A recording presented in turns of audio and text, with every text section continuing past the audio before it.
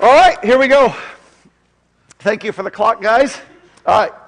I'm going to do a quick introduction. Some of you have heard some of this because you came to a couple of the meetings that we've already had. But what we're doing is that we're going to be interviewing Jesse McCracken, and Jesse is coming to us, as you're going to find out, I think, as a provision of the Lord. I really do believe that the Lord 5 years ago called us to something, and I believe that He is now, where He has guided, He is now providing. It was 5 years ago, right about this time of the year, that God started talking to me about how bad discipleship was, and I started bringing it back to this church with concepts like blowing up church and so on, and trying to figure out how to do a better job with discipleship. 2.5 years ago, we moved that into a very serious phase where we took ministry from the professional ranks, where it has been going so much in American Christianity, and we brought it back to the people. Why? Because the pros were growing like weeds, because you grow like a weed when you're doing ministry. The people were not. The people were dying. Discipleship numbers started showing that strongly. And so what we did is we said, we're going to return ministry to the people. And so that's what we are doing. I want to just walk you through this little thing right here. We're equipping, building, and calling. By the way, ushers, thank you for passing this out. If you do not have that bulletin that looks roughly like that, a little brochure, would you please raise your hand? Okay, and we have copies. We did send them out electronically to help save some cost, and there'll also be a job description that'll be coming. So ushers, go ahead and bring those forward. I'm not seeing anybody moving on that. I got it. You got it. They're coming. Okay, so keep your hands up until you can't hold them up any longer, and then lift up the other hand. Okay? All right. They will get to you. Thank you very much. Okay? Now what I'm doing is we start off here with the goal to greatly increase discipleship through returning ministry to God's people. Okay? That's what we're doing. We're greatly increasing discipleship by returning ministry where God wanted it to be. This is the concept that you get out of that great Bible study called Experiencing God, where the idea is when you join with the tasks, with the work that God is doing, that He's called you to do, uniquely since before the foundation of the world, when you do that, it will take you into depths of revelation of Him that are amazing. It won't just minister through you, it'll minister to you. It'll change your life. So that's what the goal is. That's what we're doing with discipleship here. It's been going fantastically well, but we have a problem. Okay? The current teams are maxed out. Okay? There's 3 primary people that are supposed to be building the teams. I'm one of them, and I also have preaching, counseling, and several other things, counsel and several other things that I have to do. So my bandwidth for actually building teams is fairly small. Okay? Then we also have JJ doing this. She was specifically hired to bring this in. What's been happening with that? She's been doing a fantastic job with Lake Samm Kids. She's also doing some executive pastoring. How much bandwidth does she have left to build new teams like we need? Okay. So then we go to Amy, who is doing this also. But she also has a major area of church responsibility that does capture time so that she can't spend all of her time on team building. Now, the reason why that's so important is because in order to hit our vision, we need to get to a tipping point. Here's what the tipping point is. I think I'm going to go ahead and use his name. No, I won't do it. In the bulletin a couple of weeks ago, you saw a testimony from somebody that's on one of our steering teams. When I first sold him, I sold him like this. I said, I want you to think about steering teams this way. If you do them right, they will make you a better human being. They'll make you a better Christian. They'll make you a better employee. They'll make you a better employer. They'll make you a better spouse. They'll make you a better father and mother. They'll make you better at every part of your life. Why? Because whenever you're doing stuff with a bunch of people that you're sort of thrown in together with, there's friction. There's stuff that happens. There's politics. There's issues. Beyond that, there's actually finding God's will for what to do through that ministry. If the goal of the team was simply to do ministry, we can get that done. That's not the goal. That's not the goal. Absolutely, that's not the goal. The goal is to get people to interact with the Lord in a way that they cry out to Him for help because they're in situations politically and ministerially in terms of vision and how to implement and so on, that they need God. And when you call on God, what happens? He loves to answer. And when He answers, it changes your life. So that's where we are headed with this, and we need to get to a place to where we get to a tipping point. And I was telling the story of somebody who wrote in, and what they said was, you told me that this would change my life, and you know how we are. I mean, really, is it really going to do that? He said, I'm finding that my job situation is changing completely. I'm finding that the way I am interacting with other people in there is different because of what I've been learning in this steering team. Now, we need about 150 of those testimonies to hit tipping point. Because when people start seeing this over and over, the whole thing starts to work the way God wants it to work, because it'll be people saying, oh man, you got to be on my team. It's not going to be recruiting and setting up and just task-driven. It'll be, you got to be on my team because you can't wait to see what God does. Get it? So that's where we're headed with this. And we're trying to get to a tipping point. And as I said, if this is where we started, and if this is where I believe God wants us to get to where it's a tipping point and it's self-sustaining in a way that is beautiful and full and rich the way God intends it, it's my belief that we're about 30% of the way there right now. Now, we've already experienced huge changes in 30%. But we got a long ways to go.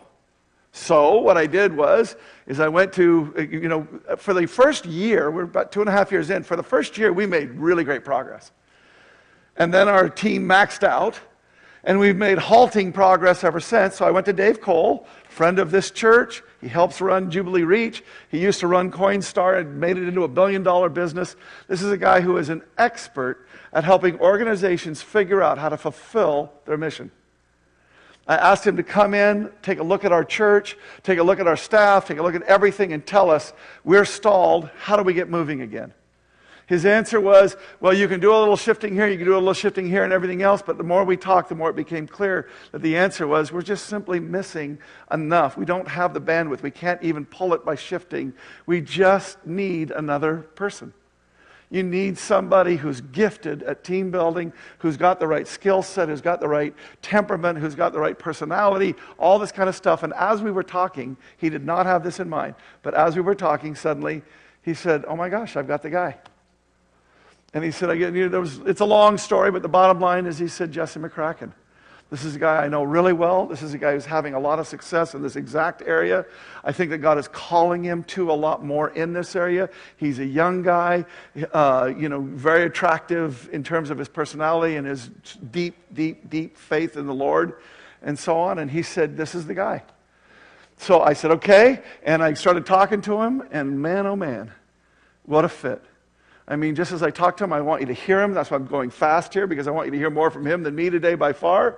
And the bottom line is honestly, when he would talk, that was exactly the things that God had been talking to me about. And when I would talk, his testimony, as you'll hear, that's exactly the things that God was talking to me about. So this is somebody who I believed God had in mind from before. I believe he's even been bringing people in, as I said in my letter. He's been doing things to already build. And now he's bringing in this key piece to do something wonderful for us. Where he guides, he provides. So with that in mind, let me just show you. We needed one more key person. We needed someone to execute. I'm going to do this very fast. I just want you to see it. Almost everybody in this room has taken Strength Finders.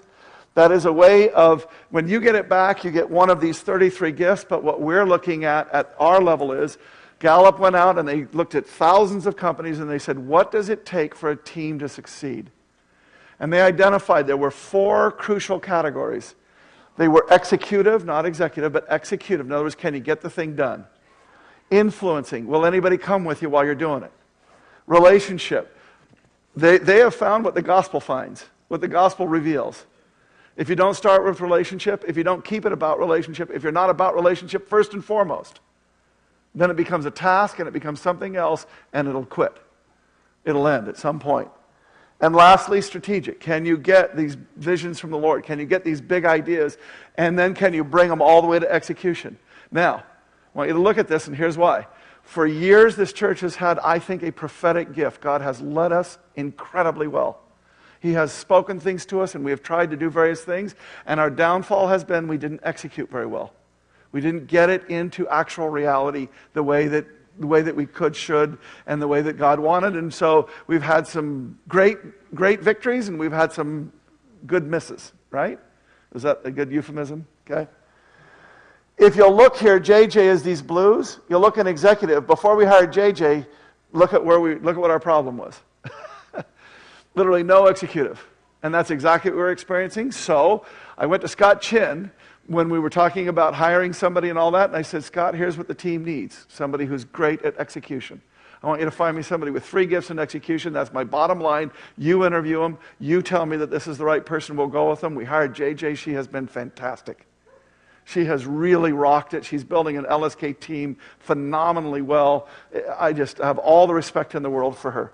So she comes on. But one of the things that this thing will tell you is we're still unbalanced, A, because we don't have very much in the executive branch. By the way, it doesn't matter that they're repeating. It just matters that they're even. So that you have as much execution as strategic, as much relational as influencing, as much, see what I mean? It's a balance in the team that you're looking for. And one of the bad balances in our team right now is that we don't have anybody but one person doing execution. And she's already pretty full. So, with Jesse, we strength-finded him. This is just one area where I felt like God was in it. But look at that. In fact, you can do the math on each column in there, and you'll find out it almost perfectly balances us. It gives 2 people, roughly, in every single category, and the same number. And the point is, we've been using this now for years, and we have discovered this tool is right on. I mean, this tool will really tell you where your problems are going to be and how to get out of them. Okay, what you need in order to fix it. So we look at Jesse and we say, there's the fix. Okay? Now, what's the job description then? You'll hear about the fact that he has a lot of worship in his past and so on. Great worship leader. We are not hiring him to be a worship leader. What we are hiring him to do is to be a team development and project manager. It's actually team development lead. Amy Iwasaki is also a team development lead. But the bottom line is we're hiring him to build teams, and we're hiring him to take projects and move them to completion. One of the projects that we're working on is, as we want to get people involved in ministry, we've got this idea that we're doing of being able to help people move along in their discipleship process and bring others alongside of them in areas where they need some help. That's a big project. I've been trying to get it done for about 4 or 5 years now. Well, that'll be one of the first things that he does. He'll step up and he'll work on a project to get this loop working properly so that we can start matching people that have developed an expertise in an area with people that need help in that area in order to grow more. Catch it? Along with building the teams. So there you go. Okay? Now we're going to get to the interview. Is this God? So we're going to say a prayer, and then Jesse's going to come up, or actually Jesse, come up now, and would you just welcome him for me, please? Okay?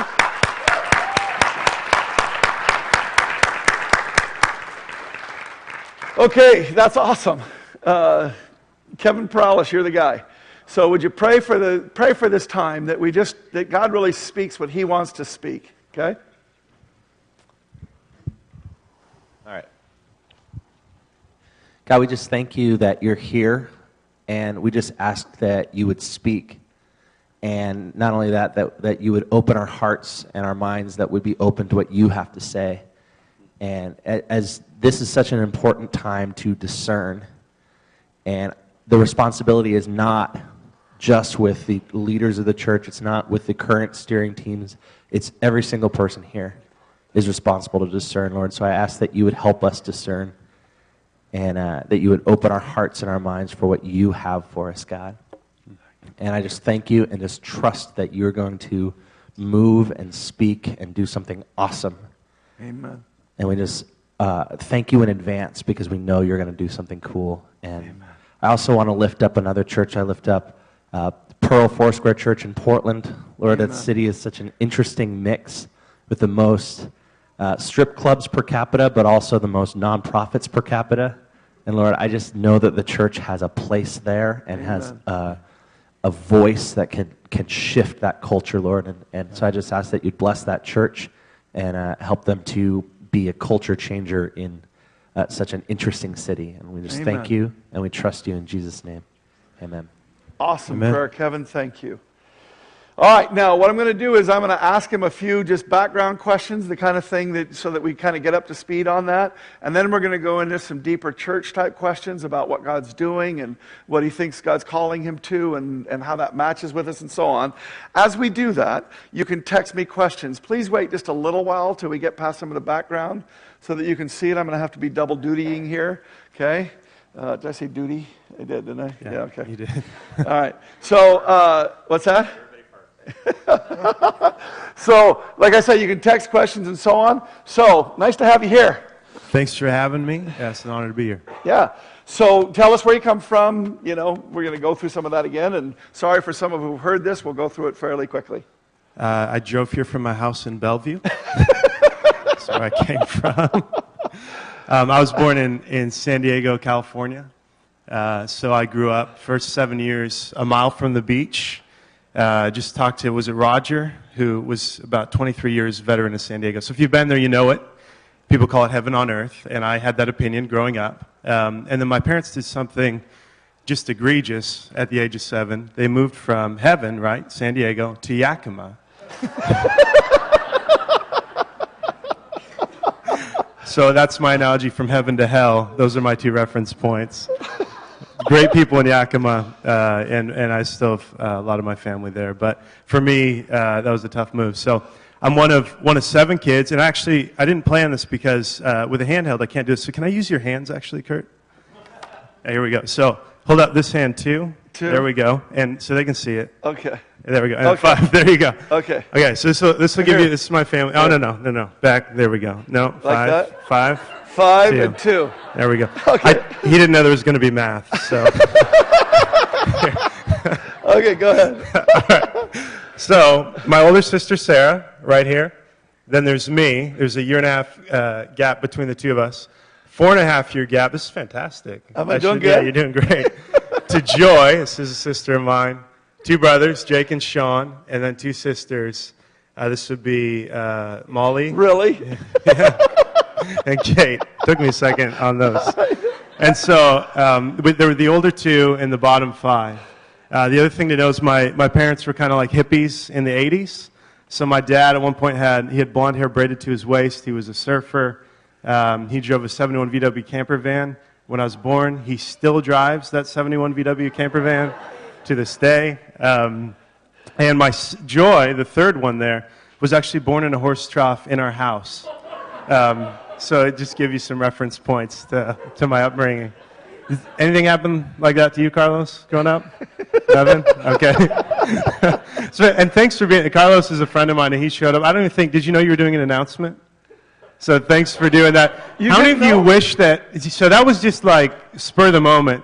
I think if Carlos could give me a pep talk every morning, my life would be,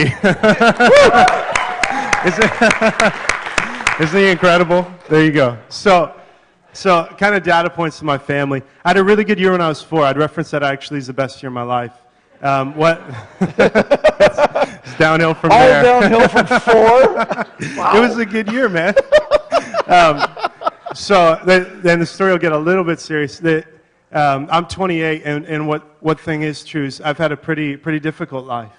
And so I'd say there's about 2 years that I'd choose to relive of it, just to give you a concept of how I feel about what happened after that. So we moved to Yakima, and dysfunction is brought up more and more in my family. I think one of the things they didn't calculate when they moved was leaving a brilliant community that supported them and really, I don't know if accountability is the right word, but community and kind of keeping, especially my dad, on a specific path that was good.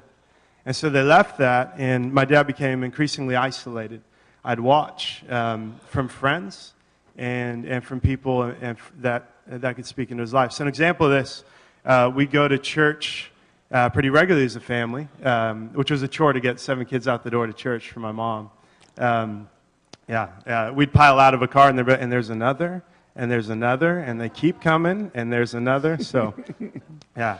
So we go to a new church every 6 months because what would happen is my dad would end up disagreeing with the pastor. So he'd say, hey, I don't agree with what's going on, so let's go somewhere else. And so advantage of that is I went to a lot of different churches, right? So most of the things you could think of, from charismatic Assemblies of God, Foursquare, to Covenant churches, to Presbyterian Methodist, Nazarene.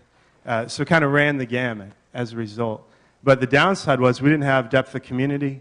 My dad would just kind of keep shifting every time. So that led to when I was somewhere, I think we were Covenant Church when I was 12.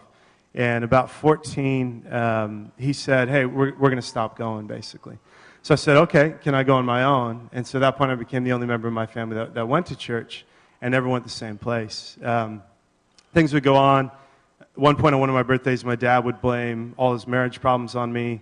And he and I just had a divide that continued.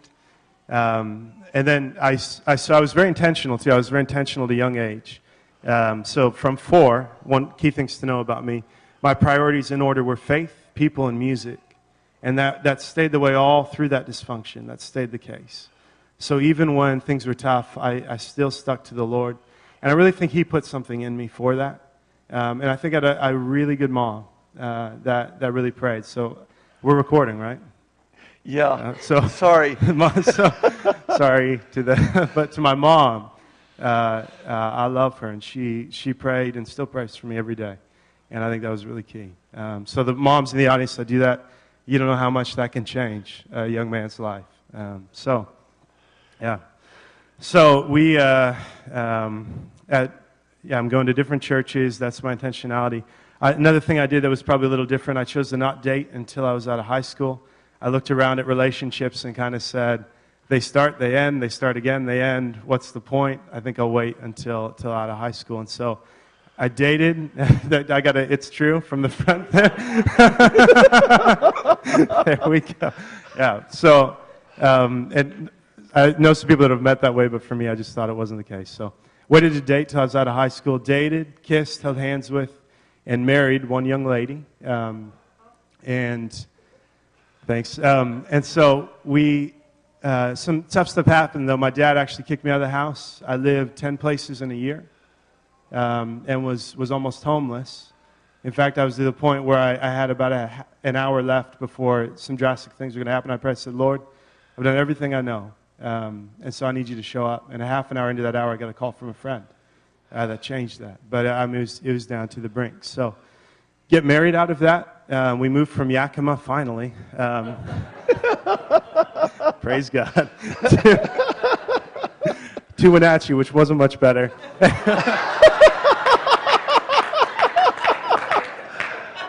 There's a lot of people from these places here. Sorry. You know. It was personal experience. And then from Wenatchee to Redmond. And so her name is Galen. Yeah, Galen and I were a pretty good team, I think, to get out of Yakima. And then she was the first to graduate, first-generation immigrant from the Philippines to graduate college in her family. We were both doing full-time work, full-time school. There were, just to sum up quickly, 5 suicides in 3 months. She was the last contact for 2 of them. One was her brother, only brother, my brother-in-law.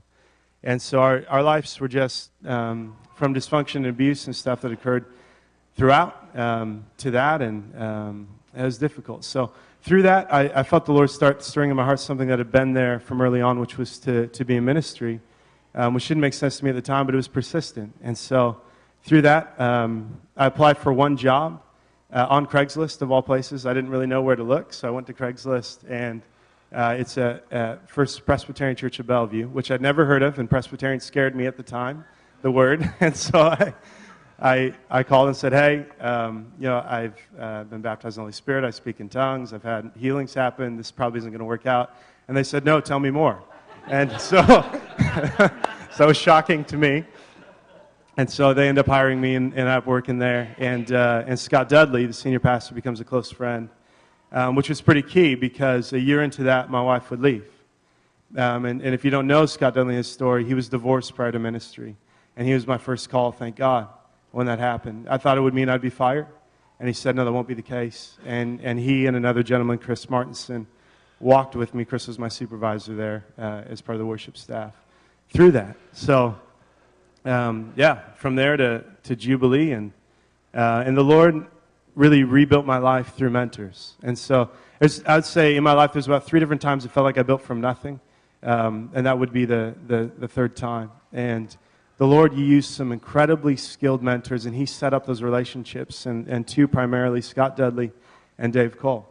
And they walked with me and met with me weekly as I went through that. So that's kind of the general where I've come from, who I am. So just because I'm also listening for what people might be hearing and so on, so I'm going to ask just a couple of questions. So you and I are talking, and you said your dad was skipping on churches, and that makes me get fearful and say, uh-oh, is he going to skip around on churches and so on? So we're in a conversation about this, and I said something about, this is a long story, so I'm not going to go into it, but I said, if in 2 or 3 years you want to plant a church, that's okay. And I said, I will want a 2 or 3 year commitment minimum from you. And we had been, at that point in time, we had been just flying high. It was like, oh my gosh, everything I'm thinking, you're thinking, it's like mind meld. And at that moment in time, I could just feel him sort of deflate. Yeah, I shrunk back. Yeah. Go ahead. Yeah, well, because for me, I said I want to make at least a 10-year decision. And if it's beyond that, that'd be great too. But I think my heart is to stay and to build somewhere long term. I shouldn't say I think I know. That's my heartbeat. And so when you said, kind of that I thought range, it was being nice. that's not at all what I wanted to do. So, and you sensed that right away. Yeah. So just go ahead and I like your salvation story, so tell that part of it. We probably won't do go ahead. Sure, yeah. So, this is back to San Diego. This is in the best year of my life when I was 4, right? So I, as a young theologian, had a very interesting question for my mom. And so we had approached a crosswalk. And so with the great training that I had so far in the Bible, I said, Mom, crosswalk, I recognize one of those words. That's where Jesus died. Get it? I'm waiting for the connection. Okay, I got one. There's more. There we go. Okay. And so she goes, no, that's not quite the case, right? And so that kicks off our theological discussion. And I learned more accurately how Jesus died. Apparently he wasn't hit by a car. And and in that, on the ride back, in that 71 VW camper van, which, by the way, I could still sit in the front seat at 4. They made those laws later, right? Yes. So I'm in the front seat, and she says, hey, do you want to make a decision for Christ? I said, yeah. And so I accepted him at that time and took that very seriously. And stuck with that through. So that's the salvation story. Yeah. I love it. The reason why I love that is coming from the background that he comes from. What really is in his heart is stability, is longevity, is that solidness. And here's a guy who gets saved at 4 years old, and unlike so many of us, he doesn't have he doesn't have that backslide period of time. I mean, he knew it was the Lord. He just marched forward. He had all kinds of things going wrong in his life, but he just kept marching forward in the Lord. And that spoke something to me that I think is important for a church family to have as a voice that's speaking to them and that's working with them and so on. I think we're going to go ahead. He's got a great baptism of the Holy Spirit story too, and all that kind of stuff. But just because I really want to get to the meat of it. Sure. And there are some questions coming in. Thank you. Go ahead and start texting them at this point. I do want to say we're probably not going to get to all of them by any means. Probably not even most of them. But there will be a Q&A afterwards where you can also come up and do this. I just wanted the whole body to experience some of this. Okay. So what do you think when you look at the church? Just describe to us, what's the big problem? What's going on? What do you see? What is God saying to you about the church, particularly the American church? That we need more people wearing plaid shirts. So I know I have some help right here. Ladies applauding in the front row. Okay, that's awesome. So what I felt, and we really hit home on this when we were talking, because you shared that in a prayer time that you'd felt that the Lord said to you, He was displeased with the American church, and you said that not knowing that I'd heard the same thing, and that was an unpopular thing to say or to hear at the times that we were hearing that, and that deeply grieved me as I thought about that and recognized it, because I was raised that the church was the answer to everything and that we were being tremendously successful. And so to recognize that that wasn't the case was deeply troubling. And so as I thought about that, prayed about it, and studied it, I came to the conclusion that we'd seen the rise of megachurch to the demise of Christianity nationally, is what I would say. Because we'd employed a few specialized people and expected them to feed everybody. Sounds familiar? Go ahead. And so we lost discipleship. And that's really the key word. You're going to hear that from me repeatedly. And that's exactly what Jesus did. Is he disciple? And that's the model we're given. I would tell people when they would interview me to work somewhere, I'd say, hey, you might hire me to come do this thing. So as a worship leader, they often want you to be skilled technically and to lead a congregation well. And I'll say, I can do all that. You might think I'm successful. But if I don't build a pipeline of people that can replace me, that can do that, I feel like a failure, because I feel my charge before the Lord is to disciple other people. That's how I developed. People poured into me and invested in me. And we all start at beginner. We all start there. And it's through people investing in our lives we grow. I know that's your story, right? It's everything we learn through people taking the time to teach us, the Lord and others. So through discipleship. I couldn't emphasize that enough. I think the other thing that we saw in the American church was what I call kind of a laser light show, or the media wars is the other thing I call. And we basically got this idea that we can throw a huge event and have the biggest AV budgets and make it cool, and everybody's going to show up and be impressed with us. And that's just not effective. And so we stopped going out into our communities, and we became less and less relevant. Jesus Christ didn't become less relevant. How we share him became less relevant. And so that's why I'm a huge fan of Jubilee Reach and what they're doing. I think that idea of getting out and sharing our faith through service is crucial, without an agenda, because I think a lot of the ways that we've shared, it's been kind of come to my club so I can convert you, basically. Not that we absolutely want people to be saved. But when that's your agenda, people can sense that. When your agenda is, I'm going to walk alongside you regardless of what you think or believe, I'm just going to serve you. The James 1:27, right? Pure and undefiled religion is this. And it goes through who you visit, who you serve.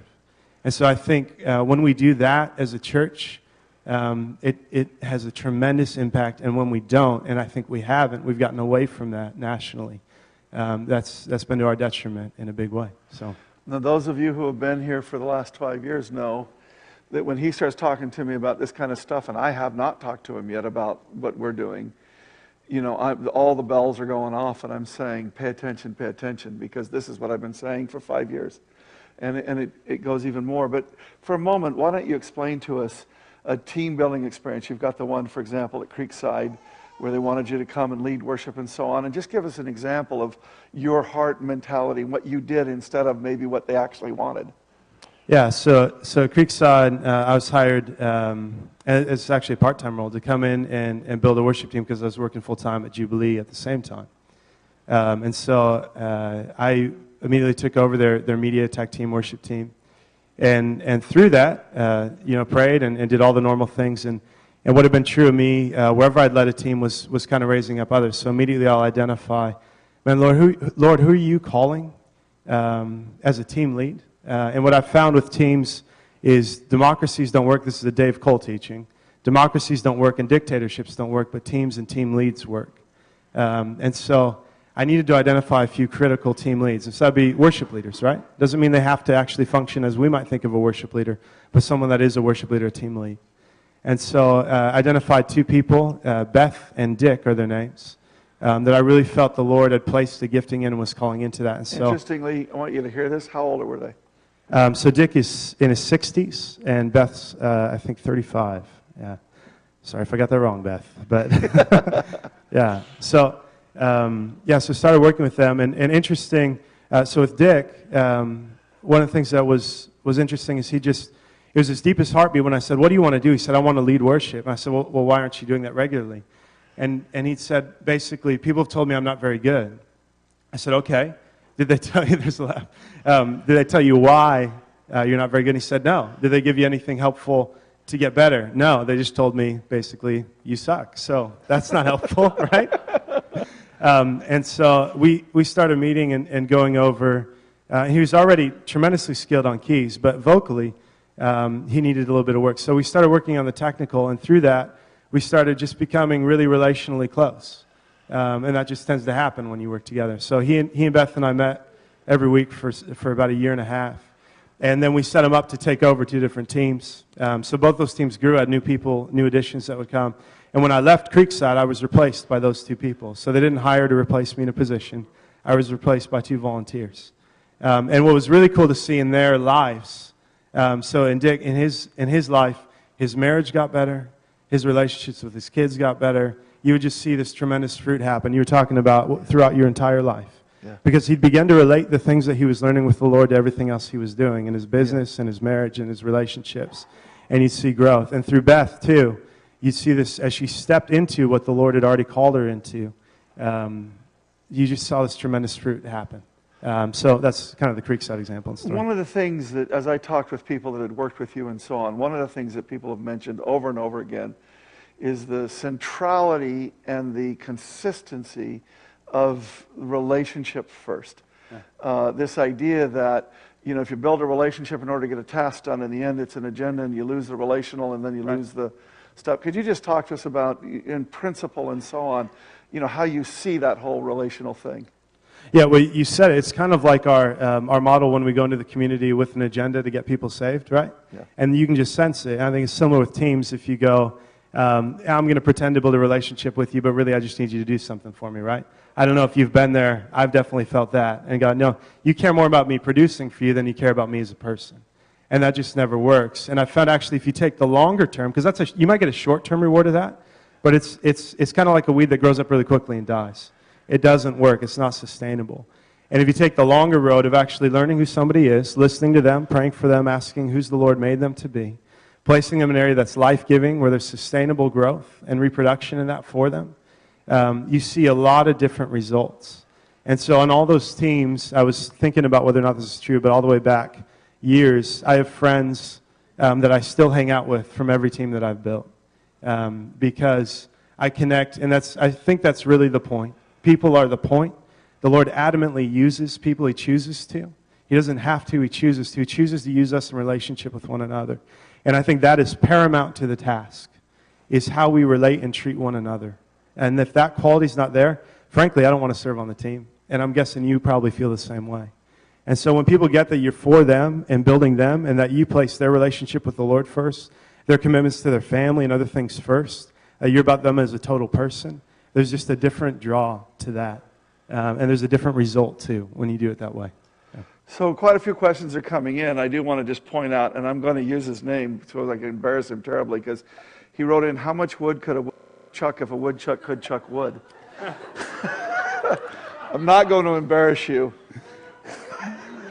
I did look at him. Is that Roger? No. Okay, no. Is this general? No, but it rhymes with heaven. I'm gonna pull the audience.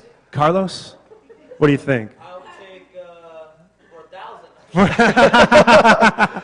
Here's the question that I have on a serious level. People have asked us at the meetings, they've asked it here and again and everything else. Why Lake Samm? You had better opportunities in terms of money elsewhere. Yeah. You had bigger, more influential churches elsewhere, including First Pres, including Jubilee Reach. What was it that made you say, this is where I'm supposed to be? Yeah. So in my life, I don't think I've had enough public humiliation. And so I thought speaking might be a good way to do that, right? And you record, so that's internationally now, sure, right? If I misspeak for all time, that can be recorded. One of the things that I found, again, that connection with Kurt is really central and really key. A senior pastor that recognized, that saw the problem the same way that I did, and a congregation that had responded to him saying that and taken a major risk. And I don't think you could give yourself enough credit for that. A lot of people will see that problem and they'll hold on to what they have because they're afraid to take the risk because of what they might lose as a result, because it's a risky thing. It's changing the paradigm, and it's completely shifting it. And so you guys as a congregation, your willingness to say, look, what we care about most, and this is what I care about most, is Jesus Christ and His impact on a human being. And we are willing to change church, to transform how we do that, how we look at ministry, how we view that, whatever we need to do to be the most effective possible. We're not married to the idea of what a Sunday morning has to look like even, how things have to run, if professionals have to run those. We are married to the idea of Jesus Christ and how he reaches people. And so we're going to shift to whatever's most effective.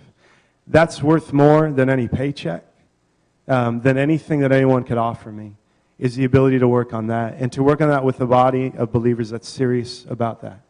I really think that's the answer. We work in Seattle.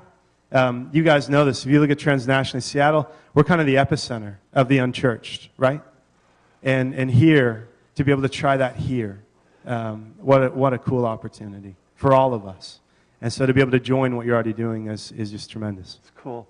We're going to be talking about something else in just 1 second where Kevin's going to be gone. So this is it. Did you want to conclude with anything or not? You don't have to, but if you want to. What's that? What did I say? Me. Yeah, I'm leaving, right? That's what you meant? Oh, no, I was just still thinking about how much wood could a woodchuck chuck. I'm sorry. So it was Kevin. Now you know Kevin who it was. texted in. Yeah. And Hey, the last name rhymes with Horalis. Okay? Okay. Sorry. Is it Paralis? Yeah. Yeah. Yeah. I was just, you know. Well, I think it'd be to tie in that idea of trying something. I don't know how much you guys know the trends. I think as I've gotten to know Curry, he's pretty well educated on them, much more than me actually. I think, and so it sounds like he's educated you guys as well. But we watched the decline of Christianity from where it started in the Middle East and where it went to Europe and Europe's decline, and it looks like America's kind of following suit. And so the way I view that, I go, well, could the Lord call us to preside over the death of Christianity in our nation? Maybe. I think there were smart people, good people that were over Europe and over the Middle East. I mean, Paul was there when it started. There were some great leaders, I'm sure, that were there. But I said, you know, Lord, I'm not going to go out without a fight. Amen. And I hope you feel that way. And what a tremendous chance we have. Again, in this city, I think I don't know with the trends, in 2008 it was still highest rate of atheism, I think was Seattle, about 10% churched. We see the spearhead, the tip of this problem. It's the front lines. And that's a cool place to be.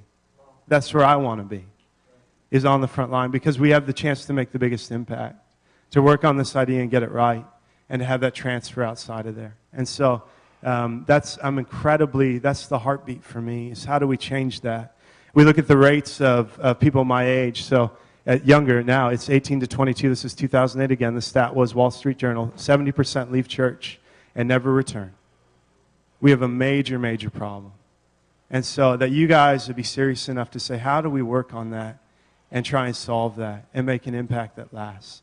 That's so cool. And so that's, again, why I'm here and what I hope that we work on in the future together. So, yeah, thank you. And again, those who have been here for a while know that it's literally an echo. I mean, that was the nature of our conversation. I've never even talked to him about that, what I've seen about from the Middle East to Europe and coming here, but you guys have heard me talk about that a number of times.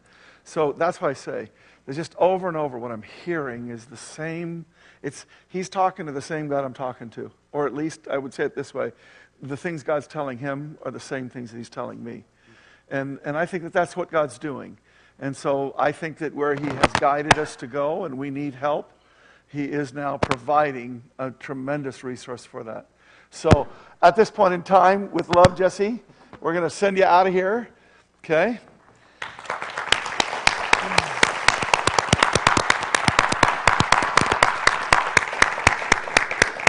I need a packet. Does somebody have a packet?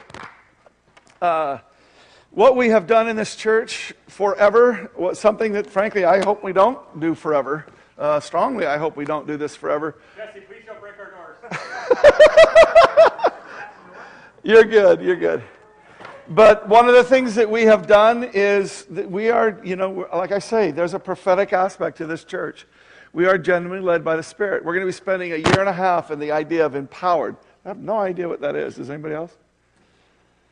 Something's happening. Anyway, what we're doing is how to be led by the Holy Spirit. So at a point in time where we get this opportunity, what are we supposed to do about it? And the answer is, we're supposed to respond. I would love it If we didn't need to do a fundraiser, we need to do a fundraiser. Okay, we've got roughly half, a little over half of what we need. And by the way, this is exactly the same thing we did with JJ.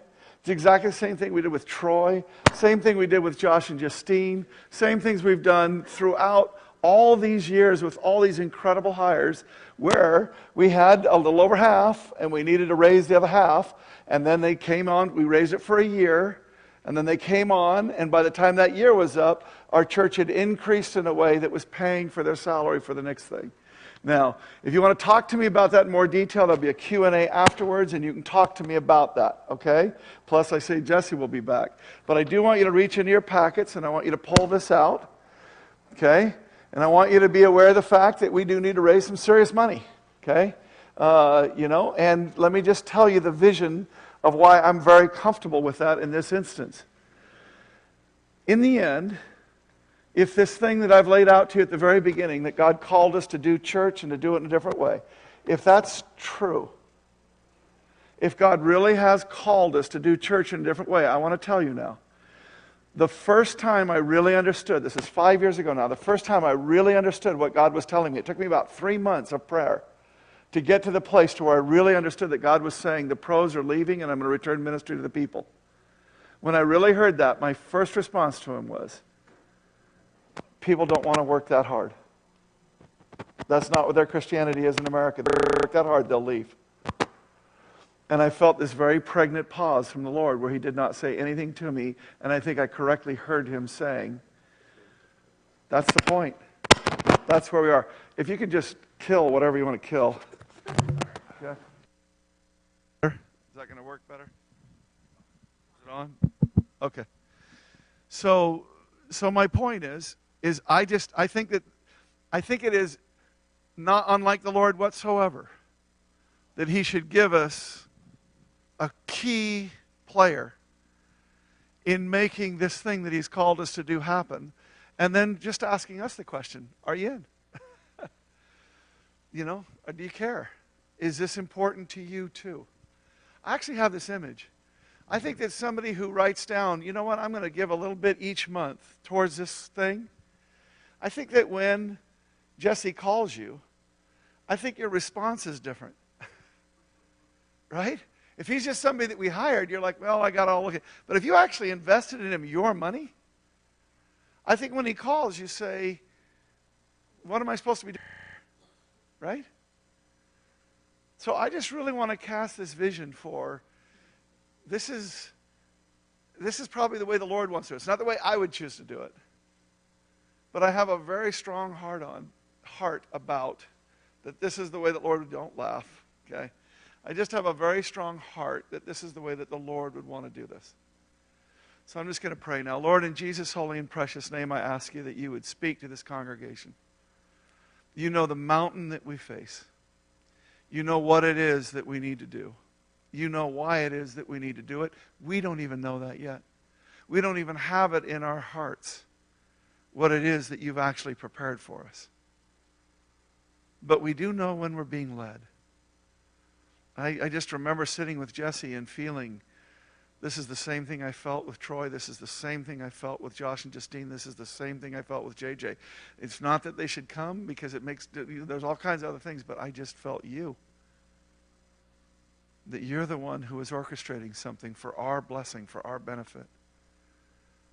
This body comes before you now and we discern, is that true? And if it is true, then what do you want us to do about it individually, personally?